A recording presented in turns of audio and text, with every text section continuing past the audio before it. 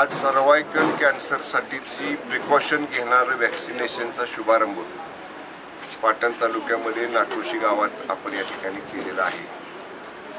हे वॅक्सिनेशन, हे लसीकरण हे भविष्यात हा आजार होऊ नये ह्याच्यासाठी घेणं अत्यंत गरजेचं आहे। आणि आज देशस्तरावर राज्यस्तरावर दोन्ही शासनाने सांगितलेलं आहे की अनिवार्य हे जर वॅक्सिनेशन एक वयाचा कालावधी दिलेला आहे मुलींसाठी, त्या वयामध्ये जर आपण घेतलं तर भविष्यात गर्भाशयाच्या कॅन्सरचा धोका हा होऊ शकत नाही।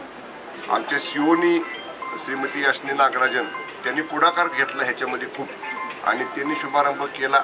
सगळ्याच तालुक्यामध्ये आपण ते करणार आहे। तर भविष्यात मुलींची सुरक्षितता आणि हा आजार भविष्यात होऊ नये याच्यासाठी घेणारी काळजी, त्याच्यासाठीच हे वॅक्सिनेशन आहे। त्याचा लाभ सगळ्यांनी घ्यावा, पालकांनी जागरूकता बाळगावी, कारण पालकांनी घाबरून जायचं बिलकुल कारण नाही।